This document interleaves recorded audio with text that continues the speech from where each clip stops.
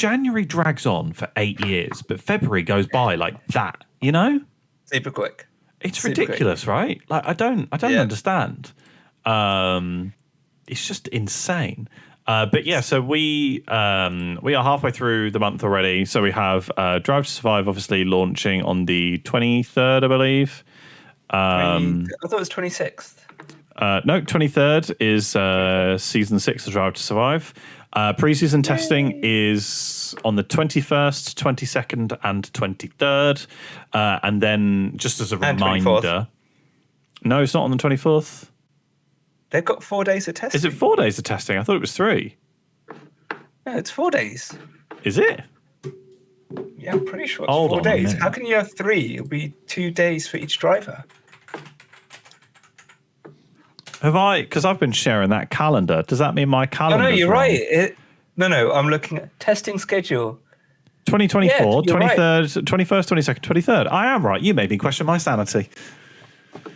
Oh, God, I thought my calendar was wrong as well. I checked that like 3 times. But pre-season testing, as of right now, is in 8 days, 11 hours, and 39 minutes.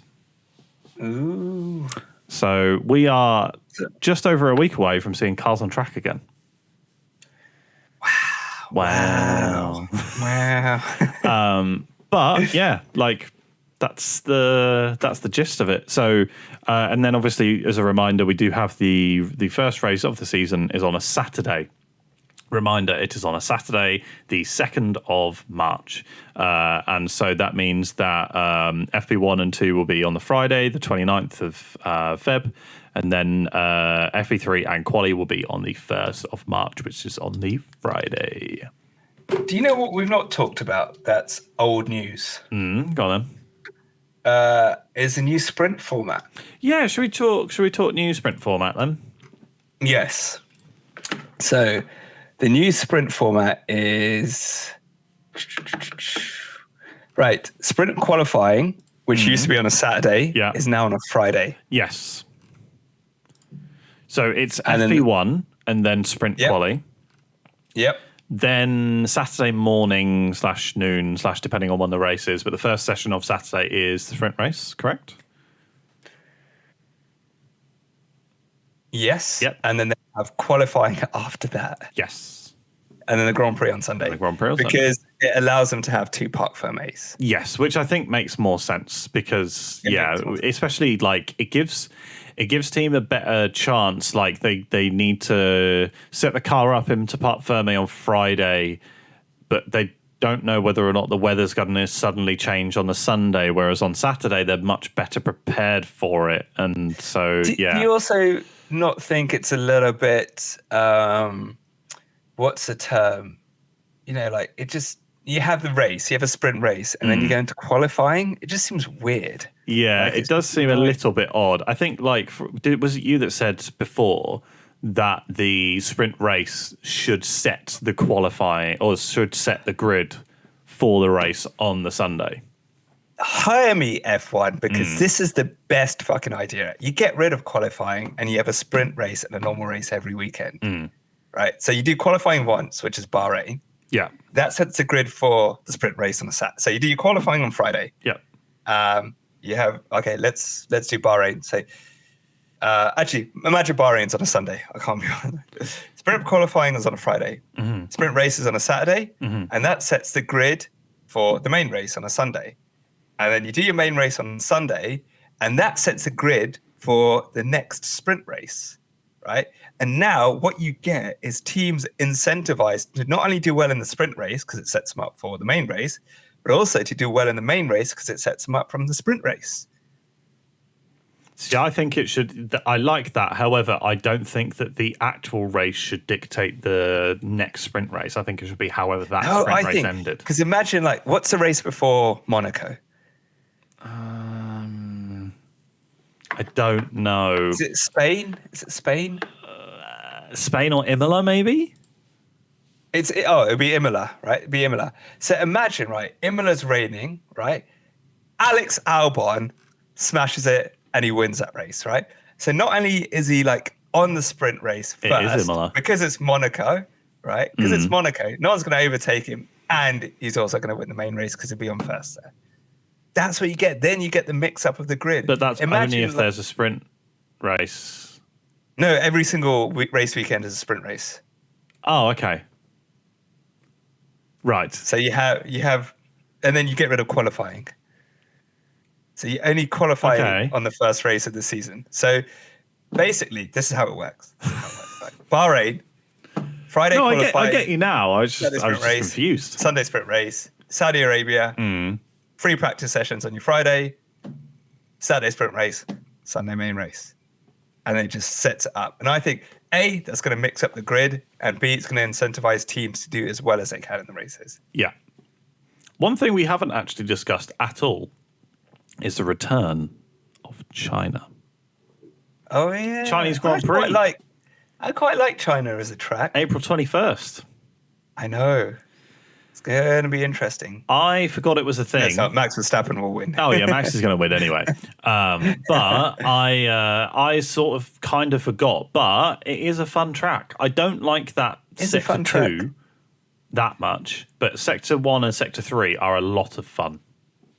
Well, Sector 1, I like that. When they go to turn 1, just all torpedoing each other. Yeah, torpedoing, yes. And then, that long straight at the back leading on to the main straight. You get some good overtakes. It's very cool, yeah. Yeah, there's always action at the Chinese Grand Prix. So, yeah. It's also where Hamilton lost his first world title. Is it though? If that gravel trap wasn't there and the gravel trap was removed the next year. I mean, conspiracy.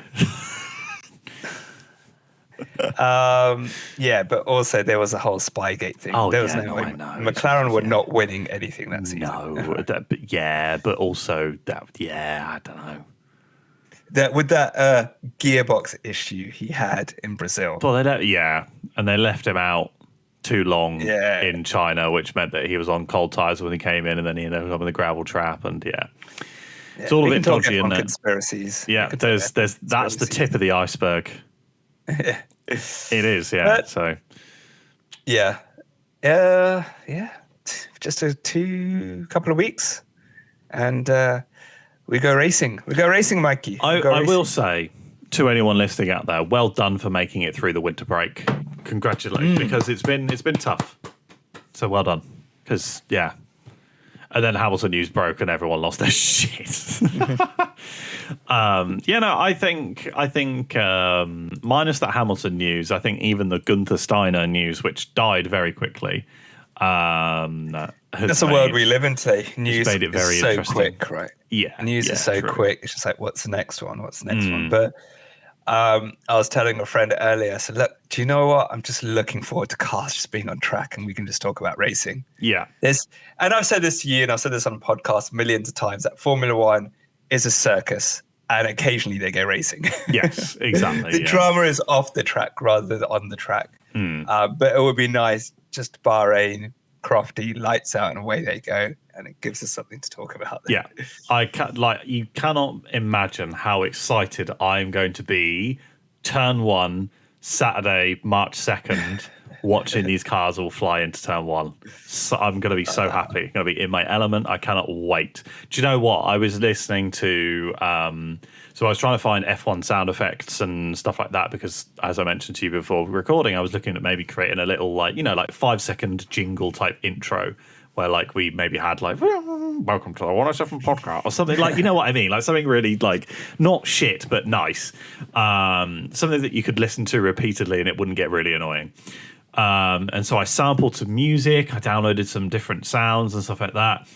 And then I had the bright idea to try and include I want to say 2009 broken diffuser exhaust noise in the intro. And I was almost in tears at how beautiful that noise is. It is perfect. It's so nice. Hearing the downshift, like that. Oh, it's so good. I love it so much. Hearing those V10s, V8s, it's music to my soul. It's so good. You never heard them in real life, did you? No, I never did. No, the only experience I've had is, do you remember when we were in Austria and they had a couple of the cars go round. That was my experience. And obviously at Silverstone last year as well, when they had a showing of all of the cars going round, and they had, oh God, I think it was one of the old Jordan cars. And the noise was incredible. It's just, you've never heard anything like it if you've not, like, ever heard it. It's insane. I'll send you the clip. I think it was at the Singapore Grand Prix a few years ago. I think 2010 or 2012. I'm not sure. But they had Pharrell Williams there, right? And they started the car up, and you just see his head explode. He throws his hats off and run away. It's just like, whoa, that's how fucking loud it was. They were monsters. Like, they were actual monsters. Now, you have to wear ear defenders. Yeah. Well, I remember, like, obviously, because I was in the paddock and listening to these even the wheel guns alone, you need ear protection on. It was so loud. Absolutely ridiculous. Like, so loud. No wonder they all have proper, like, ear protection and stuff like that. So, also, I have tinnitus, so keep an eye on your hearing, kids, because it's not fun at 26 having tinnitus. It's so loud. It's ridiculous. I bought Shari some ear protection for her when we go to Hungary, but I don't think she'll need it. But you need it more for the F2 and the F3 cars than you did the F1 cars. Like, there's something about. I think I remember telling you in the forest in Belgium, pissing down with rain, and then all you hear is an F2 car flying through the forest behind you. Oh, didn't care about the rain at all anymore. All I wanted to see was that car come around the corner. It's ridiculous. Utterly ridiculous. I think also, if you ever doubt my love for the sport, watch me talk about how these cars just sound. It's incredible. So cool. It's like that, was it when Fernando was taking the R25 around Abu Dhabi? And they were doing the interview with Lewis Hamilton. And he's just like, that noise, man. Yeah, they need to bring it back. They have to somehow bring the noise back.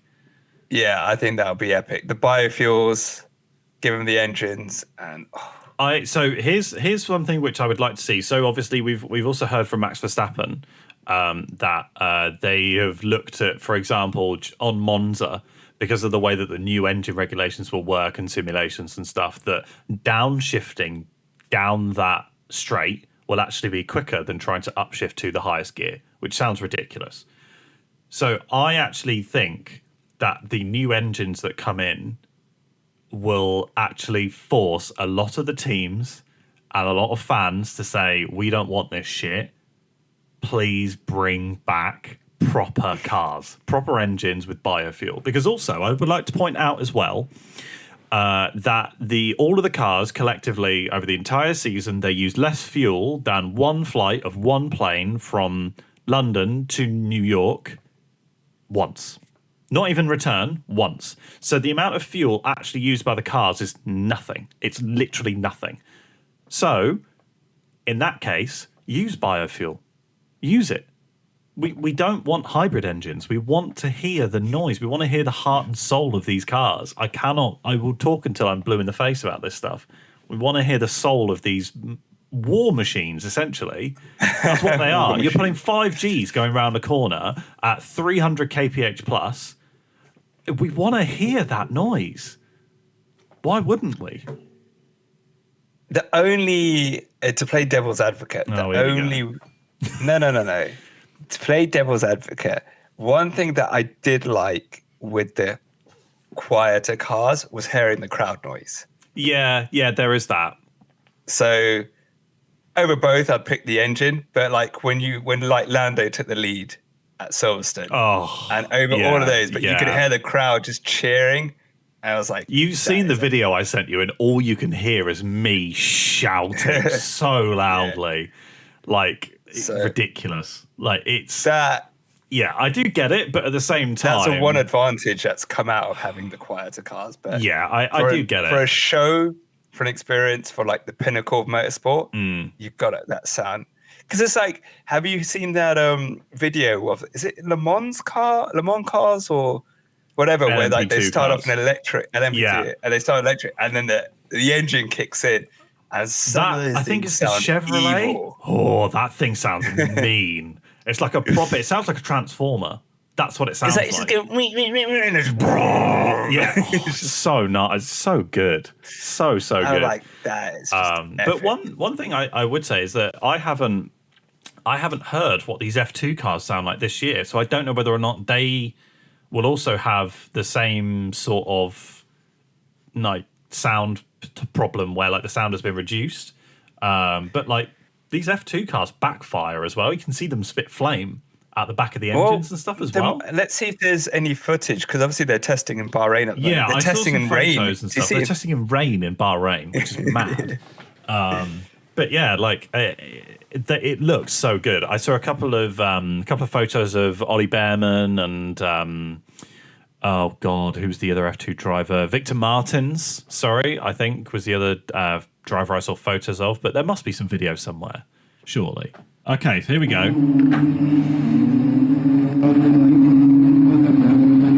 This is pit lane speeds. And it's camera audio. Yeah. It's very wet though, isn't it? Look at it. It's very wet. They sound pretty similar. I'll be honest, they sound pretty similar to last year, so hopefully we do get a bit of noise out of F2. Yeah, but I think we should talk about it on a different podcast as well. But F2 this year could be pretty exciting. I think it will be. Because you're not that big of a fan of F2, really, are you? I've asked you to watch a couple of the races, and I think you've checked in on a few, but you're not like properly like looking forward to it, are you? Yeah, not that I don't doubt the drivers or the skill or the entertainment. It's just a timing issue. But I will definitely take more of a interest into it. Please do, because I like it genuinely. Last year, some of the racing was better than F1. I quite like the look of the cars. I think that rear wing is very ducktail, and it's going to get some getting used to. But other than that, I think it's all right. I like it. I like it a lot. So we'll see. But so for Plus, we spoke to Ash Buckman, so kind of now more interested in Formula 2. Yeah, true. I don't know if he's actually going to be working this year, because he's just had a kid as well. I don't know if he's going to be like actually there during the season. I have no idea. I don't know, but we spoke to him, so I've got more of a investment. Oh, good. But so I was trying to find out like the list of like drivers and stuff like that.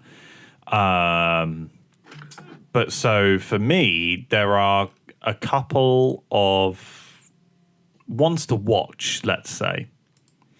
So for me, ones to watch are Victor Martins. I think he's probably the favourite this year to actually win. And then Oliver Behrman should be very interesting to watch as well. So will Dennis Hauger. And I think one to really watch is Kimi Antonelli. Like that would be the one to. He's plan A, isn't he? Supposedly, I just don't know. You never really know, do you? Reports are saying he's plan A and Alonso's plan B. We'll find out in a few months' time. Shows you how highly they rate Ocon. Oh God. Should we end on that then? No. I wanna talk about that real quick, because I put a reel out, right, and it was. I was literally about to say you put that reel out, and the comments we got on there. So I said essentially, or I alluded to Michael Schumacher. I don't think he's got a better chance of getting the seat than Ocon does. But so I think that I said that Mick Schumacher would have a better chance of getting in the Mercedes seat than Ocon. I think it's more likely that Mick ends up there compared to Ocon, in my opinion. No way. However, so many people were triggered. It's actually hilarious. And so I now think that that's maybe a technique that we use to get reels to go better, is we just say something like slightly wrong in terms of like predictions and stuff like that, because apparently people get really annoyed when you say that this isn't going to happen. However, to give you the idea as to how uneducated some people are, a couple of people said, what about Oscar Piastri for the 2025 seat of Mercedes? And I'm like, eh? Eh? He's just signed a new deal until like 2027, and you're saying that he's going to go all of a sudden go to Mercedes. So, well, stranger things have happened. Well, yeah, true, but I mean, come on. No, I don't think. Yeah, realistically, I think it'll be Alonso. I think that if the Aston is not up to it and the Mercedes shows good potential, I think it'll be. I think but that the only thing is obviously is that it's new regulations on the eve of as well, so it's a bit. That's of a what I'm saying. You can do a yeah, and then they can bring Antonelli in if he's if he doesn't. So that's my thing. So I think that, and you could bring him in for the new regulations. Yeah, you could only realistically bring in. Maybe Alonso could do 2 years at most, until you would have to bring in Kimi essentially. But I don't know. It's all going to kick off at some point.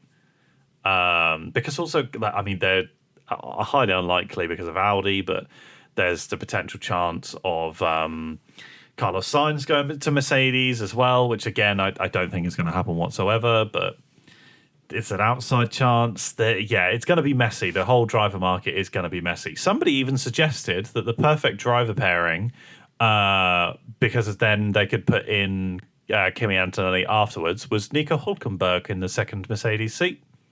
That's what I said to you. I think he's being overlooked. You did say that, but somebody else also said that on our Instagram, and I was like, I don't know. I think he's done well at Haas. Yeah. We've not really seen him in a car that regularly fights for podiums. No, so true. Don't know what he'll be like, because I know the whole thing's like he's started so many races and he's not got a podium, but he's not been in the car. But I think he could be a good shout. Somebody did say to me that if you listen to his Beyond the Grid episode as well, somebody did say to me that he lacks the drive, he lacks the motivation and the commitment to be a top Formula One driver, and I found that quite interesting. I mean, I'm not going to armchair psychology. No, me neither. On a kind of cookie cutter podcast, not in a bad way, but it's obviously very PR friendly. I mean, I don't think he'll be doing what he does in Formula One and performing at his level if he's not motivated. I don't think so, no. I think for me, I think that probably doesn't paint the whole picture. However, I would probably argue that, racing isn't as important to him as it is for other drivers, because obviously he has a family and stuff like that. So I think that definitely changes your perspective when you're trying to go 300 kph plus in a car. It might take the edge off of you maybe getting past that somebody if you've got kids going into. So I think that psychologically will impact you. Other than that, I don't think he has any less dedication than anyone else. Well, they asked him and Kevin that question. And they both responded, it's like, as soon as we get in the car, there's nothing else. It's like a switch. Yeah. So there is that as well. I think it's also very interesting if, coming full circle, you listen to Christian Horner talking about his experience in single seaters as well. And he said that, I can't remember who he said, but somebody came past him, right on the limit in Portugal, I want to say. And he just knew in that moment, I'm never going to be able to go that quick with that dedication, with that danger. I know I'm not ever going to make it to Formula One. And sometimes that happens for drivers. I'm not saying that that's what happened to Nico, but that there is something that, I don't have that dedication to do that. Just an interesting little tidbit as well to come full circle. We shall see. It's like, what's his name? Martin Brundle saying, was it when Christian Horner was like, shame you weren't quick enough to race it? Yeah, Horner says, shame you were too old to drive here, and then he clapped back with, shame you weren't fast enough. Shame you weren't quick enough to get into Formula One. Yeah, that was it. Yeah, brilliant. Do we have anything else to discuss this week? We will be back, obviously, at some point soon to discuss the rest of the cars. I think we, the next one we'll talk about the top three and their liveries. Yeah. I'm sure we'll find out what's going to happen to Christian Horner by the end of the week. Yes. There's no way they're doing the car launch with him there or without him there and no explanation. Yeah. It's just going to cause too much drama that they don't want to deal with for the start of the season. Yes. Yeah, exactly. And I'm sure some other bombshell news. Probably. Yeah. Probably will happen. One thing I would say is that in terms of like upcoming weeks for us, you'll have to wait until after pre-season testing for our season predictions, which last year went very well. It was just. Okay, never mind. I knew that if I just said something slightly sarcastic, you'd be like, "For fuck's sake!" But we won't let it go. We have our won't let it go. Season predictions will be happening one time. And one driver. We need to do a Drive to Survive review as well. We will be featuring on a podcast that shall remain nameless for now, but we will be featuring. We're recording on Saturday, right? On Saturday, yeah. We're recording on Saturday with a different podcast as well, which should be a lot of fun. So we will be, probably recording our own episode straight after that, because I imagine it will be similar topics. But we will, of course, share all of that on our socials. So if you haven't followed us, go ahead and do so. Yeah, but yeah, we'll be chatting all about that at some point soon. It's race month. That's all I can say. Month. Kinda. Is it even race Kinda. month? Kinda. Is it even race month? It's race weekend month. There you go. Let's have a look. I mean, if we count a race weekend as race month, it's race month. If we count a natural race, it's not. No. The racing starts in March. Well, I mean, it might be race weekend for F2. Could be race weekend for F2. I don't have that. I don't know if you saw. So, for those of you who don't know, we share a Google account to host all of the podcast stuff on. But I don't know if you saw, I added in the calendar for all of the sessions for F1 in our calendar. Did you see that? That's why I've been getting double notifications. Well, there you go. So I've added in... I was wondering for the whole of last year. I was like, why am I getting double notifications? Because I've only got it in my calendar. And now I realise it's because I've got the 107 calendar. Yeah, well, there we go. And all the racing schedules in that as well. Yeah, well, there you go. And also the 2024 calendar for F2 should also be in there as well, which is... No, F2 starts in March as well. There's no race. No, there's qualifying is in February. No, the sprint race is on the Friday. Which is the 1st of March. Oh, shit. Yes, it is. God damn it. Because it's a leap year. Yeah, I forgot. Yeah, no. Okay, so it's not race month then. Definitely not race month. No. It's Drive to Survive month. Yeah, that should be interesting. That should be interesting. Do you know what will be interesting is whether or not any of our feedback or frustrations will be taken on board. They won't be. Well, they released a teaser. So I haven't seen that. Do you want to watch that? I've seen it. So if you want to watch it, you can watch it. No, I haven't seen it. It doesn't give away much. No, of course it won't. But also, I wonder what happens. I wonder if Max Verstappen is world champion. Well, they did show, I don't know if they'll dive into it, because it was Lance's wrist. Oh, okay. So it'd be interesting to hear some backstory on that, actually. Yeah. And how quickly he got back up to racing speed. So. Yeah. Do you know what? I think Lance Stroll is going to be he's going to be the breakout star. Oh God. Lance Stroll, watch it. Okay. You heard it here first. Okay. Come on, Lance. Like he had his injury. Mm. You had his performance against Fernando. Mm. You had, was it Qatar, where he just lost his shit, and they had a good strong end to the season. So I think we're going to see a lot of Lance in this one. Diamonds are made under pressure. True. So yeah, welcome. That's it for this week's episode. Yeah, no, I think we can wrap it up there, can't we? We can. Thank you very much for listening. If you haven't already, follow us wherever you follow us on your preferred podcast platform. We're on all the socials, bar Snapchat, because we're not teenagers. And yeah, we shall see you sooner than you think. Oh yes, sooner than you think. Thank you everyone for listening.